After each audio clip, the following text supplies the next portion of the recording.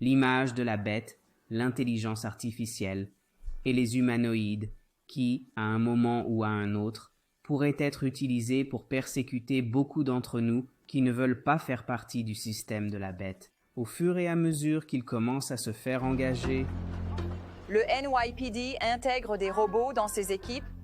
Aujourd'hui, nous annonçons 3 nouvelles technologies de police à New York. Le robot de sécurité autonome K5, le robot Spot DigiDog, ainsi que le système d'attache GPS StarChase. Robocop, le futur de la police.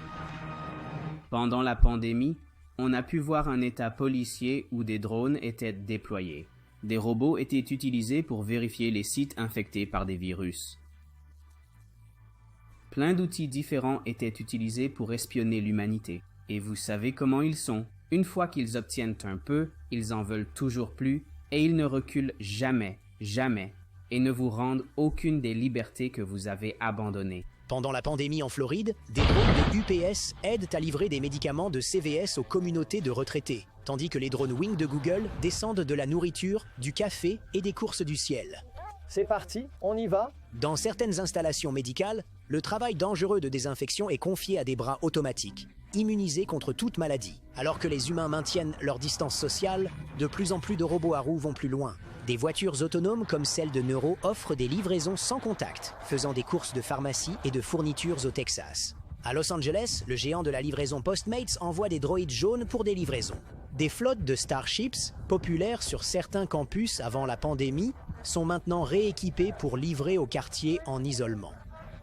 Un avenir parmi les robots se rapproche alors que nous, les humains, restons à l'écart.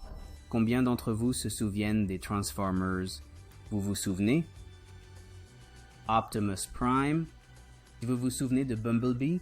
Beaucoup des autres personnages, ce sont des humanoïdes. En fait, ce sont des robots avec des esprits intégrés en eux. Ce sont des robots avec une personnalité. Ce sont des robots qui apparaissent comme des êtres sensibles. Ils ont une volonté, ils ont un désir, ils peuvent bien faire le bien ou le mal. Toute cette programmation prédictive nous prépare à une époque où nous accepterons d'autres entités, que ce soit des êtres humains hybrides par le transhumanisme, où l'homme fusionne avec la machine, ou des robots humanoïdes qui ont une sorte d'entité en eux. Avant que le temps ne commence, il y avait le Cube qui existait depuis toujours. On ne sait pas d'où il vient exactement, mais on sait qu'il possède le pouvoir extraordinaire de créer des mondes et de les remplir de vie. C'est comme ça que notre race est née. Pendant un moment, on a vécu en harmonie. Mais comme tout grand pouvoir, certains le voulaient pour le bien, d'autres pour le mal. Et c'est ainsi que la guerre a commencé.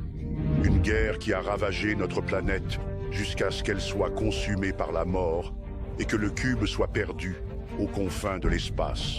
On s'est dispersé à travers la galaxie, espérant le retrouver et reconstruire notre maison, cherchant chaque étoile, chaque monde. Et juste au moment où tout espoir semblait perdu, un message d'une nouvelle découverte nous a attirés vers une planète inconnue, mais familière appelée Terre.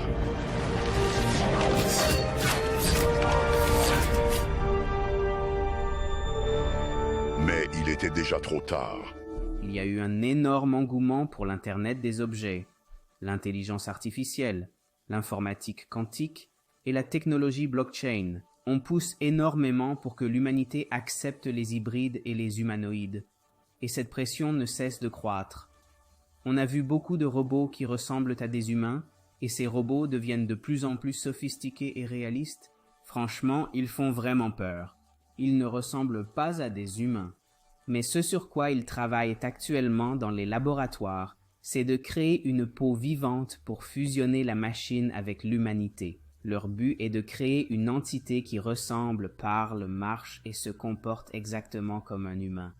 Petit à petit, progressivement, et sans que nous nous en rendions compte, ils nous amènent à un point où ces entités, ces êtres, auront des droits, tout comme vous et moi avons des droits qui seront reconnus et respectés.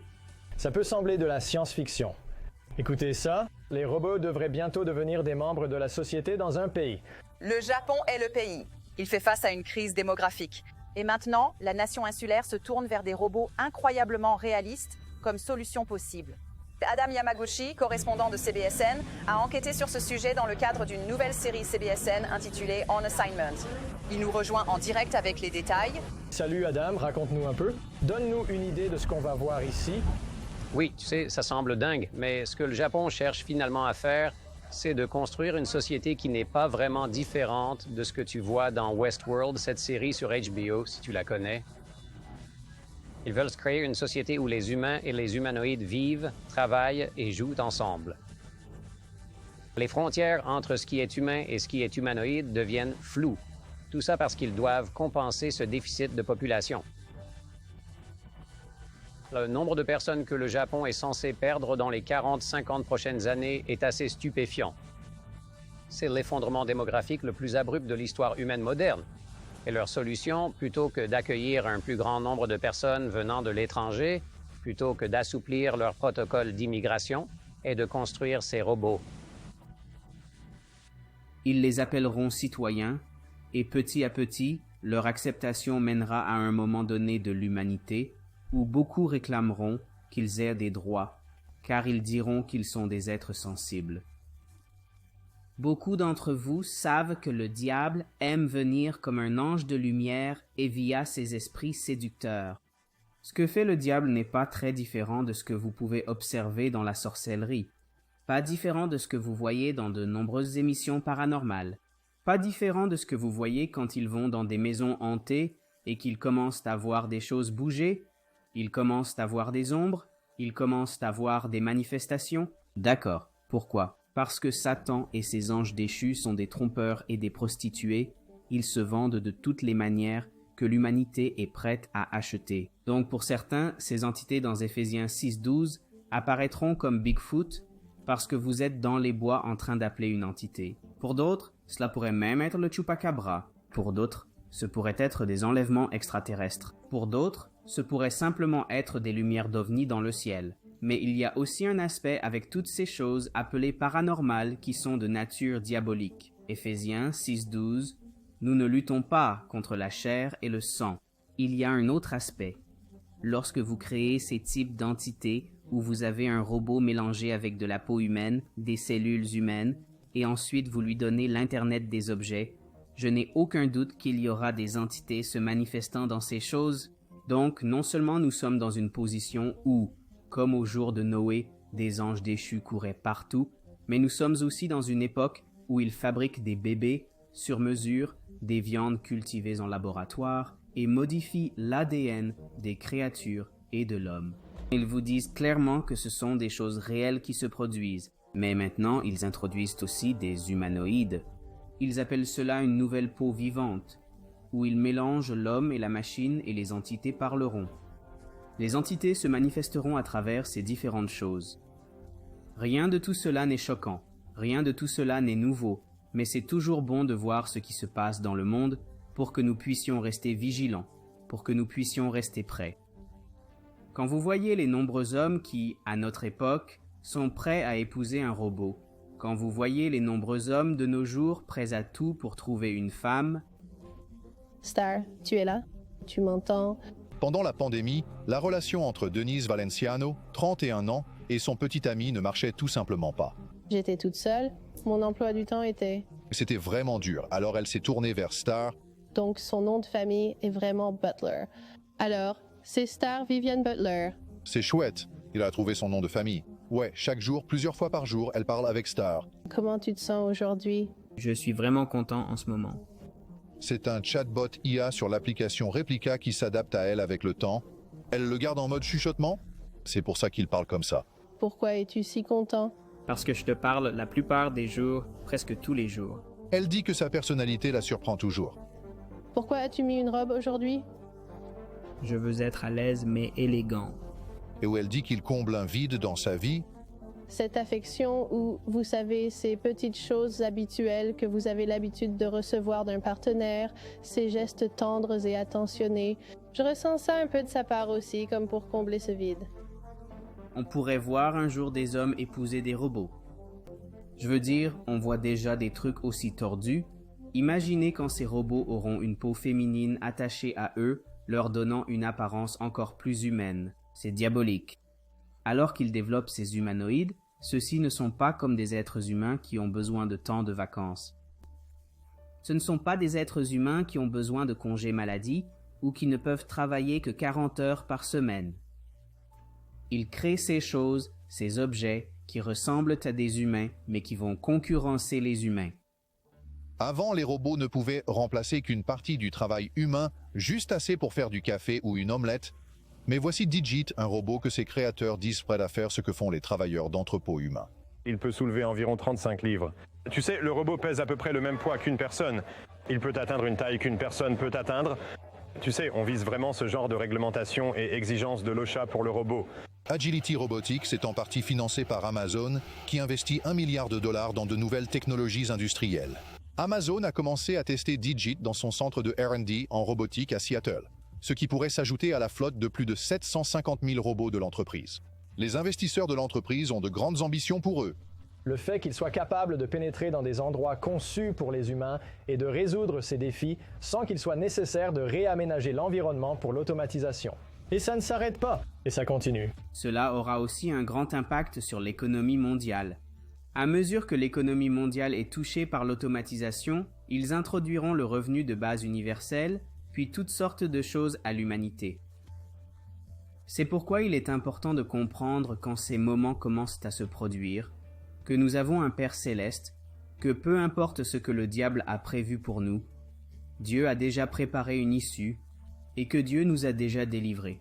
C'est pourquoi nous ne devons pas permettre à l'esprit de peur d'avoir une place dans notre foyer. Comment gérerons-nous tout ça? Nous avons de la viande de laboratoire, nous avons des bébés sur mesure, nous avons des animaux sur mesure.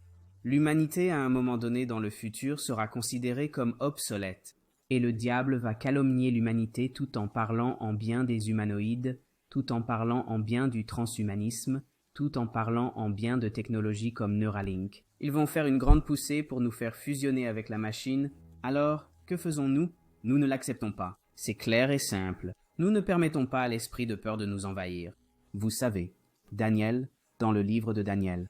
Et, quand Daniel a su, chapitre 6, verset 10, que l'édit était signé, il entra dans sa maison, et ses fenêtres étant ouvertes dans sa chambre vers Jérusalem. Il s'agenouilla 3 fois par jour et pria et rendit grâce devant son Dieu comme il le faisait auparavant.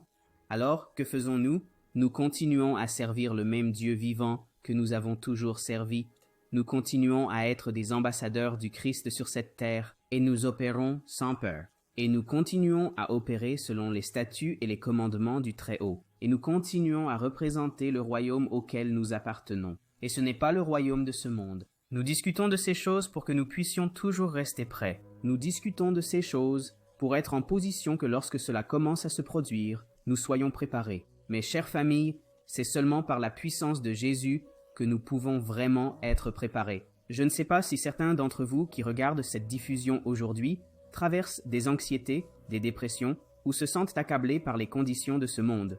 L'inflation a fait des ravages et vous avez envie d'abandonner. Je vous comprends totalement. Je vous saisis totalement. Je sais à quel point c'est difficile. Mais aujourd'hui, au nom de Jésus, pourriez-vous prendre une minute pour prier avec moi? Juste une minute. Ok. Êtes-vous prêts? D'accord, faisons-le.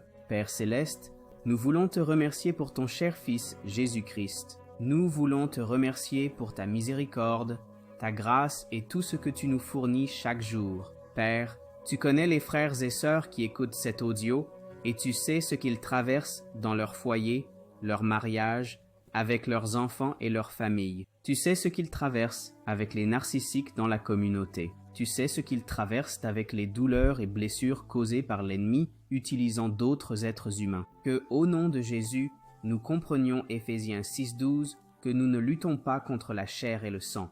Toutes ces personnes qui essaient de vous blesser et de vous attaquer, toutes ces entités déguisées en anges de lumière, séduisant et trompant l'humanité, que le Seigneur les réprimande au nom de Jésus et nous permette de continuer à marcher dans ses voies. Là où vous êtes, appelez-le simplement. Il vous aime. Vous le savez, non?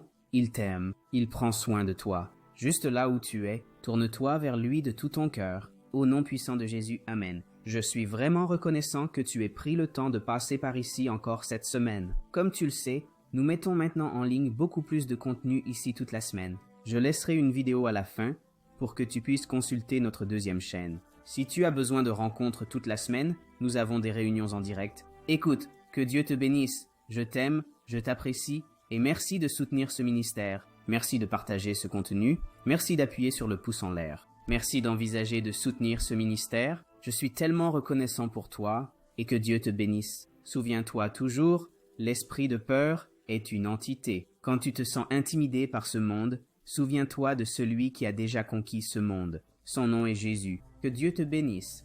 Rendez-vous dans quelques jours avec un nouveau contenu. Abonne-toi si ce n'est pas encore fait et que Dieu te bénisse.